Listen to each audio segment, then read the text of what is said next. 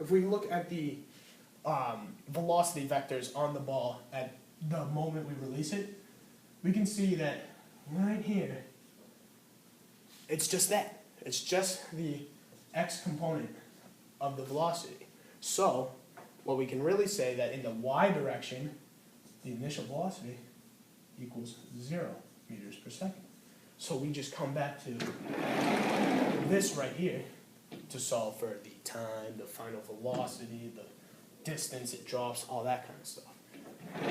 So looking at that, we know that in a case like this, the velocity in the y direction is going to be 0 meters per second, and this velocity in the x direction is just going to stay constant, right? So the way this kind of works in two parts is, say, for example, you're trying to find how far away this ball is going to land, right? How far away this distance, delta x, the distance away from the point you throw it, is going to fall.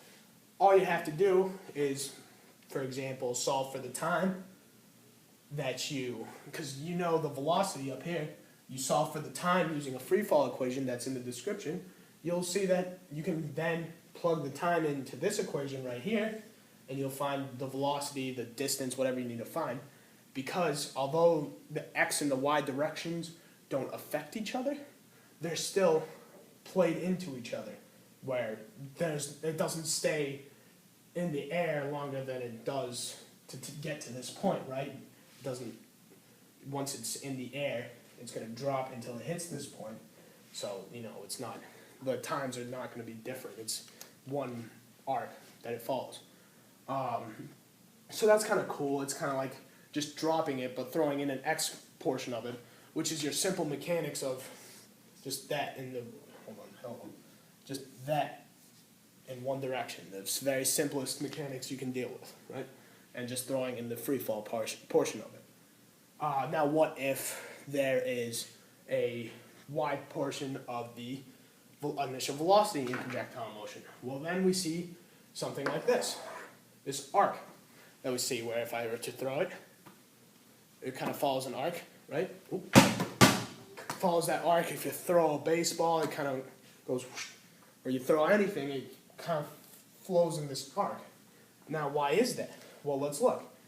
If we were to take this initial velocity, because we're throwing it in that direction, right? Let's break it down into its vectors. We see that there is a portion of it in the x direction, right? Which causes it to go all the way over here. And there's a portion of it in the y direction, right? And now if you kind of look at your vectors and your trigonometry, you can see that if we take this angle theta here, the angle above the horizontal that you throw the ball, you see that this portion, the initial velocity in the y direction, is going to be VO sine theta, right? And this one, this x portion of it, is going to be VO cosine theta. And you just plug that into a calculator and you solve for that. That's a simple function on your calculator.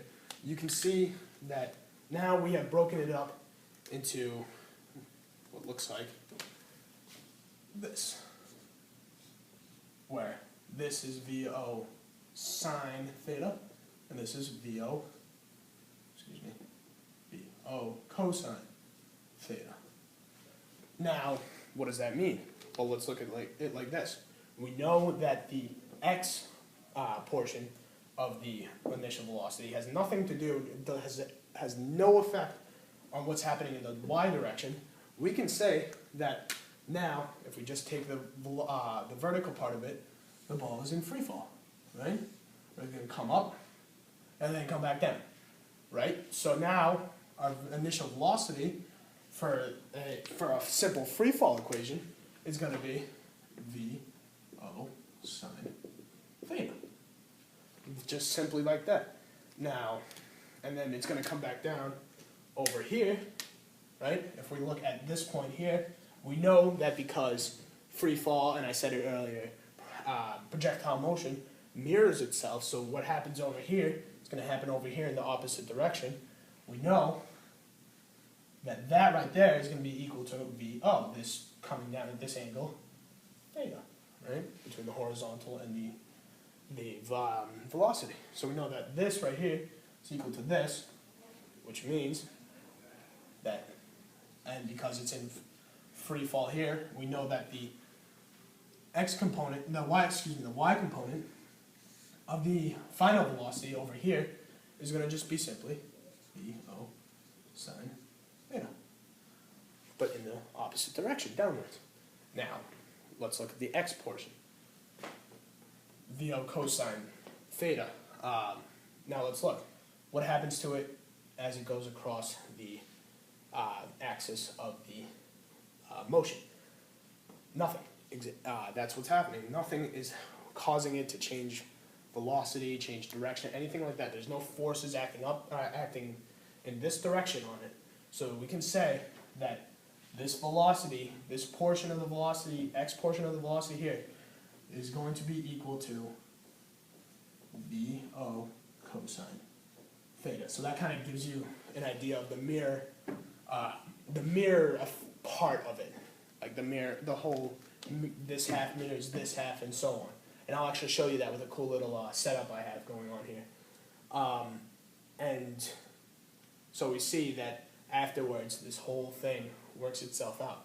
And now if you're trying to solve a problem or you're trying to figure out what's happening in the, like with what you see every day, you'll see that it's just simply breaking it down into the x portion, which is usually just simply velocity equals distance over time. That's really all you need. And the free fall portion of it, where it might give you y in the initial velocity and you got to find something else or whatever. So simply, it's a free fall equation with an x portion slapped onto it.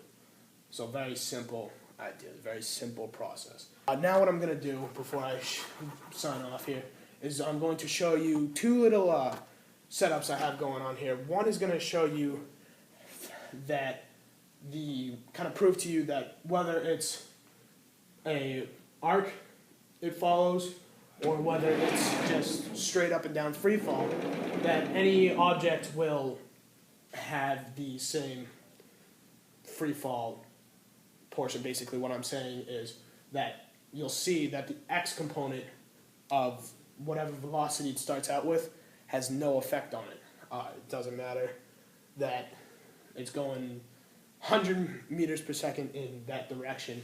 It's still going to hit the ground at the same time. It's still going to act with the same free fall laws, all that kind of stuff. And then my other setup I have for you guys is going to kind of show you this whole mirror effect, or not effect, but mirror imaging almost. It has where this portion of the arc is going to be equal to this portion of the arc here. So give me 1 minute, I'll show you guys that kind of stuff. So I have this little setup here for you guys. I have two balls of roughly the same mass, but even though that really doesn't matter, we know that. And I'm going to put one on this side of this little contraption here, and one on this side. And what's going to happen, you're going to see in a minute, is that this ball right here is going to drop straight down, like that. And this ball, turn it a little your way. This ball is going to shoot in this direction. Now, as you're going to see when I release this little switch here, that these balls, even though one is going to start going in that direction, are going to hit the table at the same time, kind of proving to you guys that when it comes to free fall and projectile motion, the x component has nothing to do with the y component, and the only thing that really have in common is the time it takes for both to elapse. So I'm going to flick this switch and let you guys watch.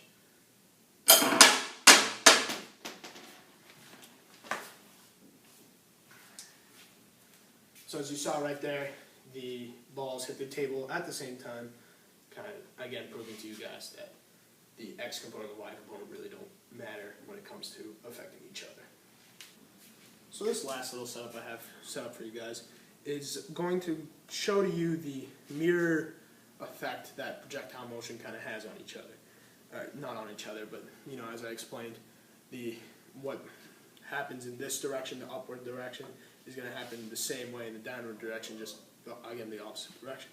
So what's going to happen here is I'm going to roll this card along and give it both the card and the ball inside this tube here. little velocity in the x direction. When I pull this string, the ball is going to shoot out of the tube, and you'll see what happens when I show you that the ball is going to land right back into the tube. That's because they have both the tube, they have the same initial, or the same x direction, x velocity, and that the ball is going to keep that x velocity even though it's flying through the air. So I'll show you guys if this works. Here we go. So as you can see, the ball popped up. It went right back down, kind of showing you, it took that arc I've been talking about. It was a small one because there was a small x velocity, but you can see that the ball goes up and right back into the tube, kind of showing you how that mirror effect works. And again, that the x component of the velocity has nothing to do with the up and down y direction and vice versa. Alright, so I'll do it one more time with a little faster. Here we go. And as you saw, again, even though it was going faster, still right back in the tube. So